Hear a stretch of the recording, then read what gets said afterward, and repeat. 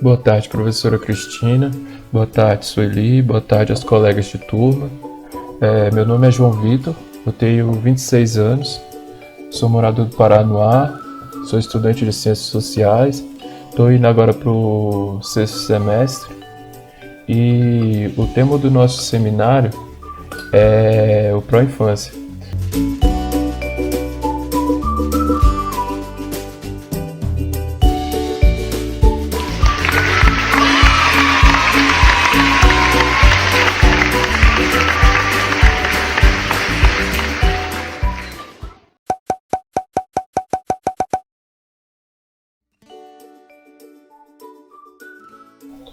Bem, o Programa Nacional de Reestruturação e Aquisição de Equipamentos para a Rede Escolar Pública de Educação Infantil, o Pró-Infância, ele foi instituído como uma das ações do Plano de Desenvolvimento e Educação, o PDE, em 2007.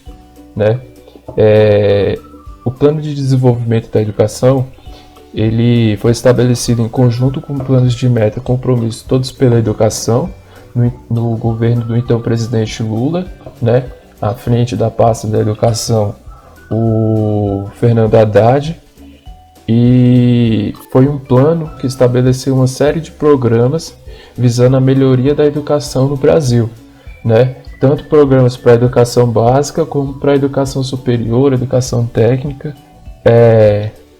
teria uma vigência de 15 anos, até que todas essas suas etapas fossem concluídas. Entretanto, nos governos posteriores, esse plano não foi continuado, não teve continuidade. E, entretanto, vários desses programas eles continuaram funcionando, dentre eles o Pró-Infância. O Pró-Infância, por se tratar de um programa que destina recursos e assistência financeira para a construção de creches e pré-escolas, melhoria da infraestrutura dos colégios de educação infantil, ele é destinado para os municípios e para o Distrito Federal, por serem destes a responsabilidade pela atuação na educação infantil, a prioridade. Então, basicamente, o Pró-Infância, ele atua sobre dois eixos principais. Ele atua na construção de creches e pré-escolas, por meio dessa assistência técnica e financeira do FNDE. E o FNDE ele já tem projetos padronizados de creches e pré-escolas. E os municípios maiores ou capitais, eles podem apresentar os seus projetos próprios, desde que sigam as orientações do FNDE de construção e implantação, que vai ser avaliada posteriormente também pelo FNDE.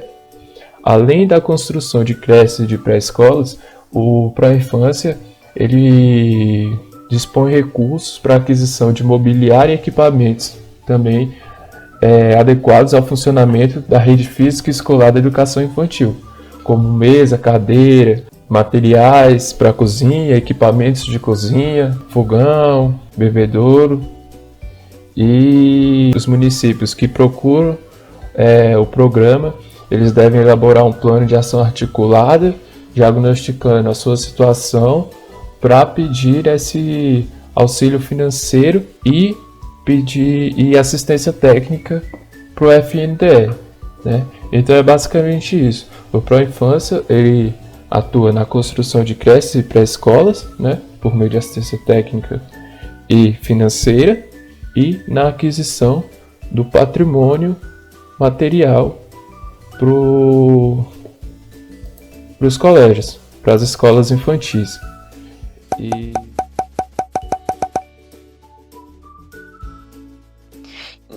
Boa noite, meu nome é Viviane Borel e dando continuidade ao nosso trabalho eu vou falar um pouco sobre como se dá o acesso ao programa, ao Pró-Infância, a questão dos requerimentos, procedimentos e etc.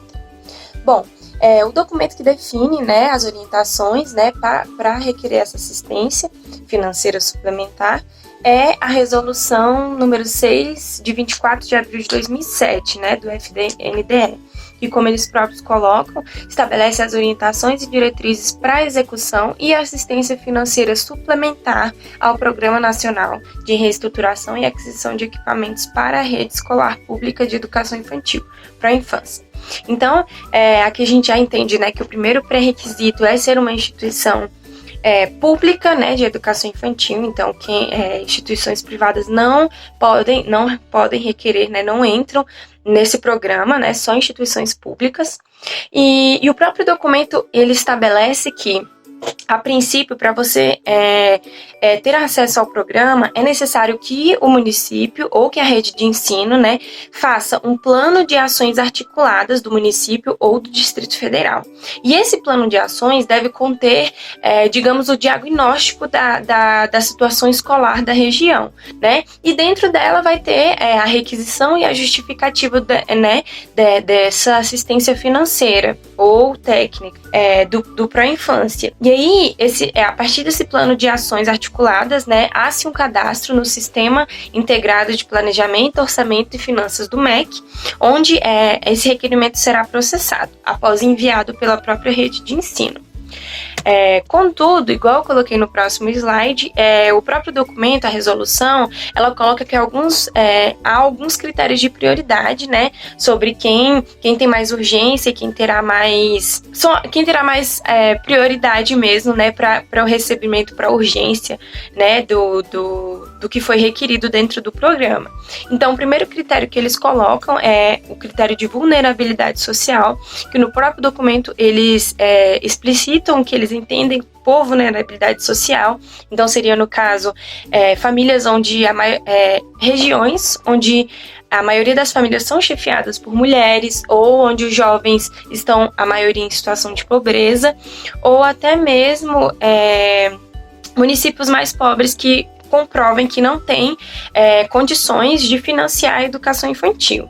O segundo critério é o populacional. Então, eles colocam que as regiões onde há mais demanda de crianças nessa idade, onde tenham muitos bebês e muitas crianças, né, na região. Então, isso seria um fator de demanda, que a região necessitaria, sim, dessas instituições pelo fato da grande quantidade de crianças nessa faixa etária. E o terceiro critério, né, a prioridade, é o critério educacional, que coloca que seriam as instituições onde teriam menor estudantes com defasagem de idade de série e onde a maioria dos docentes possuíssem um nível superior. Bom, então esses critérios, né, esse procedimento, ele é tanto para aquisição de equipamentos como para construção de escolas, né? Em nenhum momento a gente encontrou essa diferenciação ou para construção ou para aquisição. O procedimento passo a passo, né, para requisição é o mesmo. A única diferença que a gente encontra é quando a rede de ensino requer a construção de escolas, né? Essa construção, ela não pode se dar ao léu. Como eu vou mostrar aqui no próximo slide, o FNDE e o MEC, eles já possuem projetos modelos de instituições de educação infantil.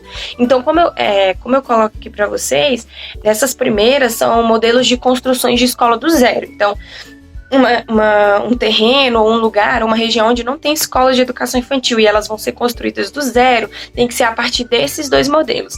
E aí tem vários critérios, né? São modelos para crianças, escolas até 120 crianças ou 188, tem medidas específicas, né? Lá é bem específico quanto a metragem, né? Qual seria o espaço que precisaria para construção e enfim.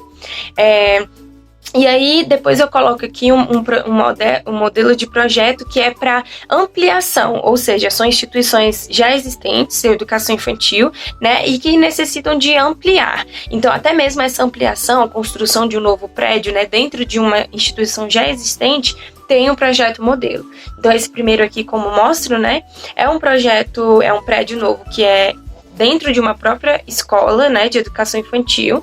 E esse segundo é para ampliação feitas em escolas de ensino fundamental, por exemplo, né? Então, dentro da escola de ensino fundamental tem aquele módulo de educação infantil. Então, é uma parte diferenciada e específica para a educação infantil. Então, foi mais ou menos isso que eu quis trazer nessa parte de acesso, né? Tanto o passo a passo do requerimento, quanto os projetos modelos já existentes para a construção e ampliação de novas instituições.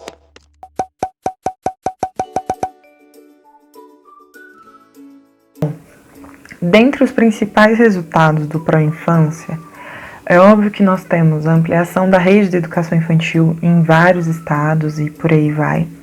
Mas são dois os principais eixos desses resultados. Eles se sustentam principalmente em cima do aumento do número de vagas e da aquisição e do desenvolvimento de um certo padrão de qualidade para essas novas instituições de educação infantil.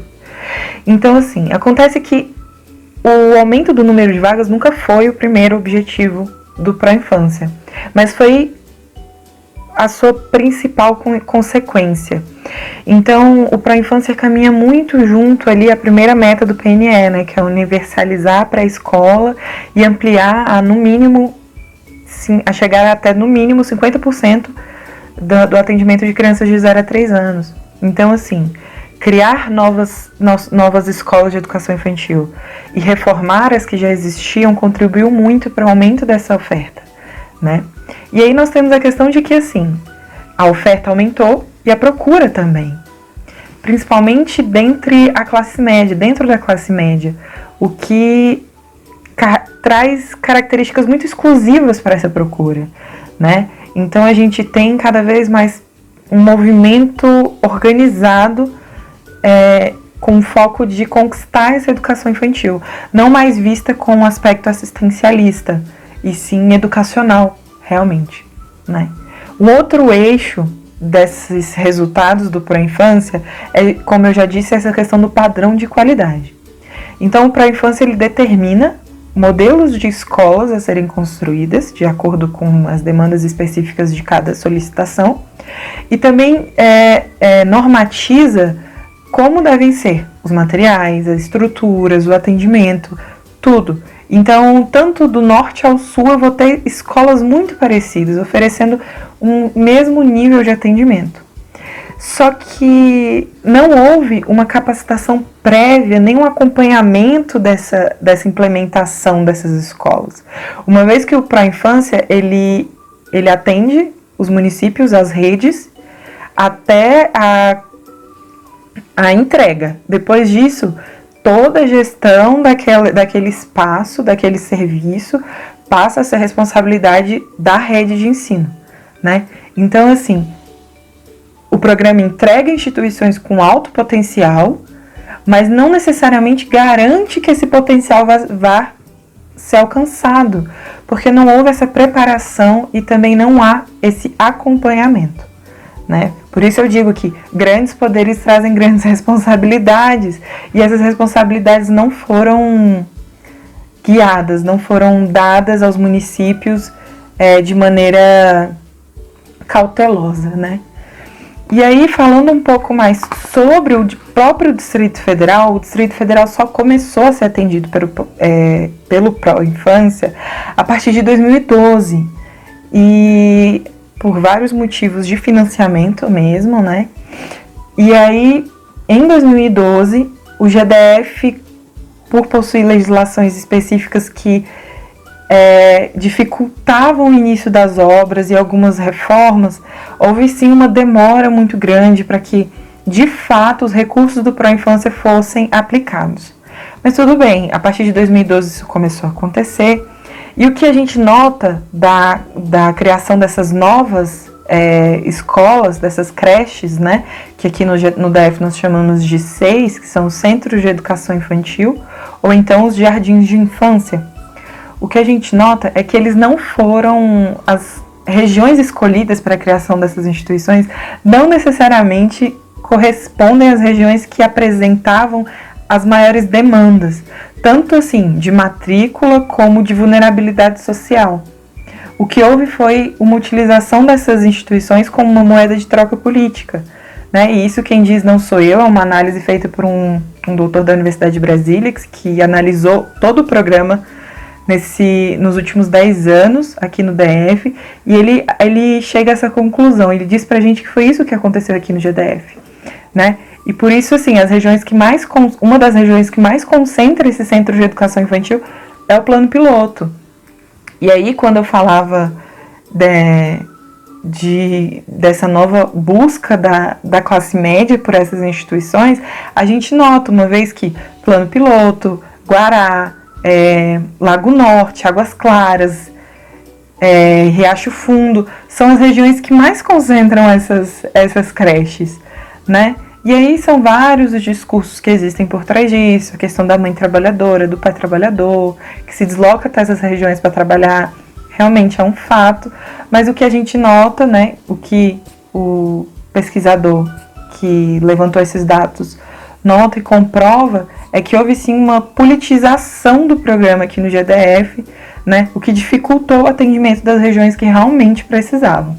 Mas ainda assim, o Pró-Infância, de um modo geral, ele atuou de uma forma muito positiva, no sentido em que ele ajudou a ressignificar a educação infantil no Brasil, trazendo essa concepção de que a educação infantil não é só assistencialista e não está só ligada ao cuidado.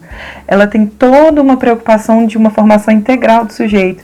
E aí a gente pode notar isso em todas as normatizações a respeito da construção dos espaços, dos materiais, da abordagem metodológica e por aí vai.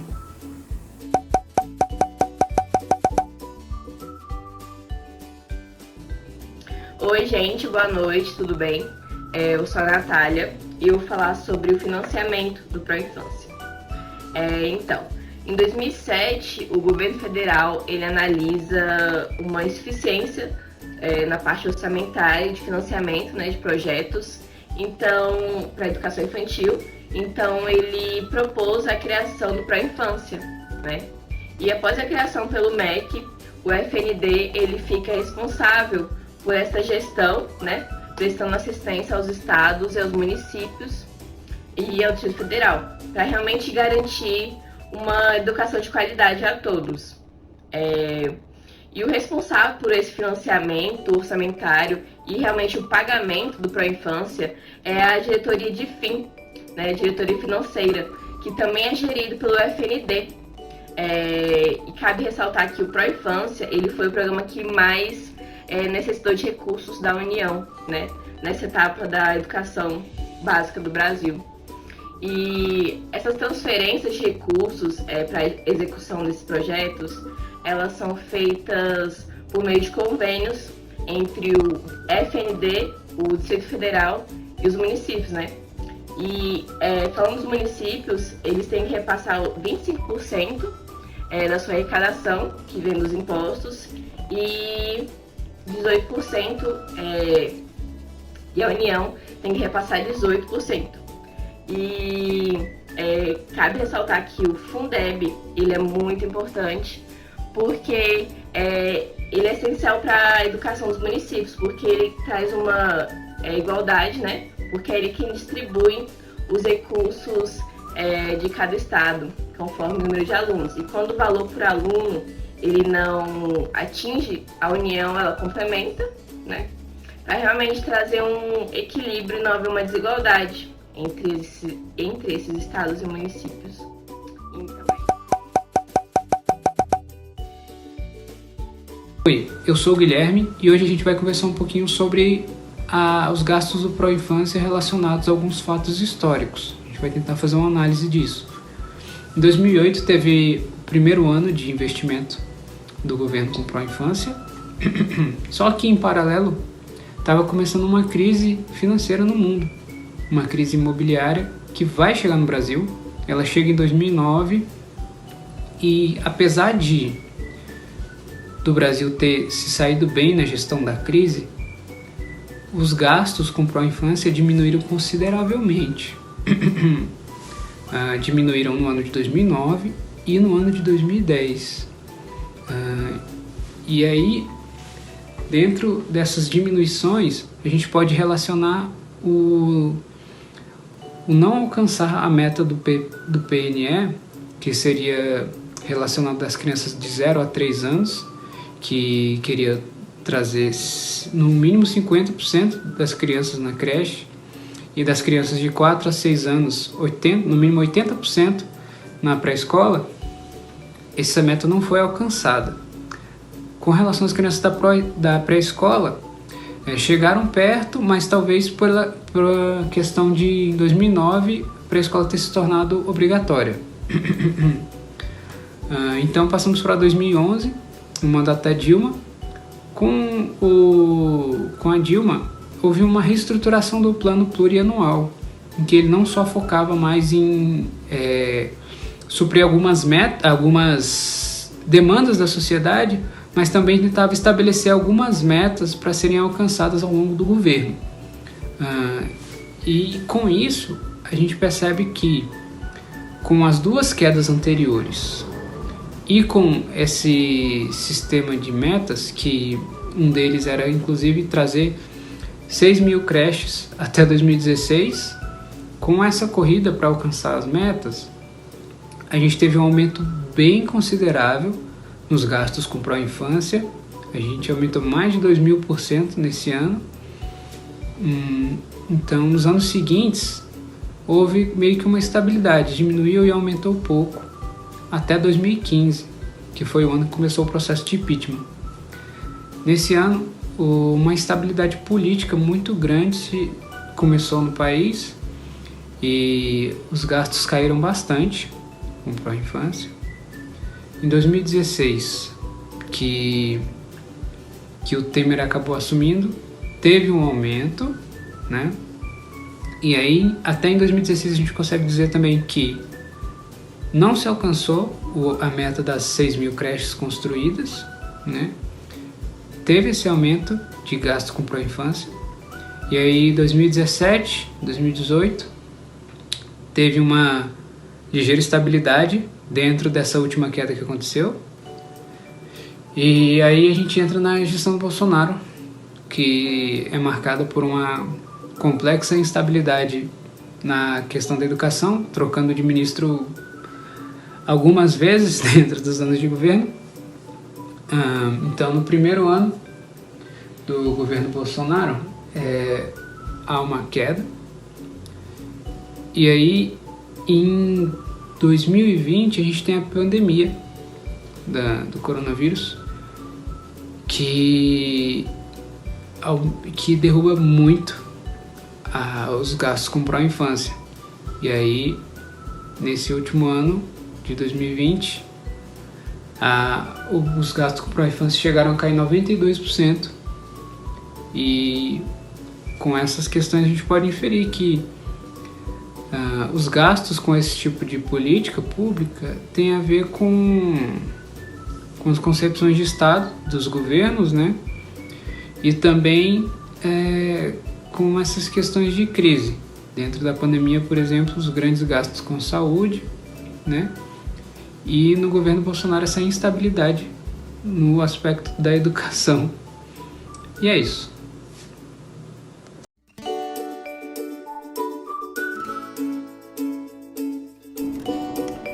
Muito bem, concluindo aqui este nosso trabalho, nós percebemos a importância da política pública do pró-infância para a educação infantil do Brasil como um todo.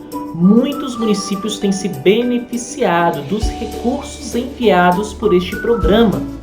Várias escolas, várias pré-escolas, creches foram fundadas com os recursos do pró-infância, o que tem garantido, ampliado a acessibilidade das crianças pequenas na educação infantil, e isso é muito bom, isso é um efeito muito positivo.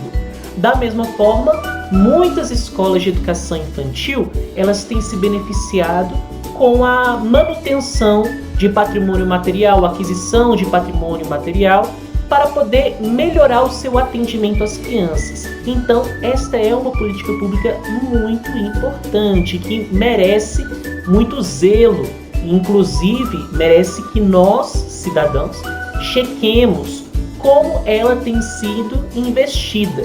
Porque ao longo desta última década, ao longo do período de vigência do programa do Pró-Infância, muitas escolas não têm sido licitadas, mas todas as obras não têm andado. Isso é um grande problema, isso é um problema que a gente tem que averiguar. E naturalmente sabemos que diante da crise econômica é necessário um corte de gastos muito grande aí no investimento com os programas para poder tentar impedir um rombo econômico, mas ainda assim precisamos zelar para que, diante de qualquer crise, a educação não sofra muito, que ela sofra o menos possível diante de qualquer crise, porque é ela que garantirá que no futuro não tenha mais essas crises. A boa educação gera isso. Então é importante que nós lutemos pelo direito das crianças de educação infantil, por terem escolas de qualidade, por terem uma infraestrutura de qualidade em suas escolas, para que elas tenham acessibilidade a partir da criação de novas creches, novas pré-escolas, principalmente nas regiões de vulnerabilidade social. É necessário que todos nós lutemos por esses direitos das crianças e estejamos bastante atentos em como estão os investimentos do governo, da União e dos municípios com os recursos do programa do Pró-Infância. Como estão o andamento das obras de educação infantil, a manutenção das escolas, que infelizmente podem existir, como já existiram, casos dos recursos serem enviados, mas não serem aplicados adequadamente. Ou, naturalmente, os recursos se diminuem bastante, né? Agora, as razões aí dependerá do momento histórico de cada governo. O que nós precisamos mesmo é garantir que o máximo de investimento possível seja feito pelo bem tanto do nosso país, da infância do nosso país, de todas as crianças, principalmente as crianças em vulnerabilidade social, que são aquelas que são mais atendidas pelo programa do Pró-Infância. Agradecemos a todos por apreciarem o nosso trabalho e um grande abraço aí a vocês.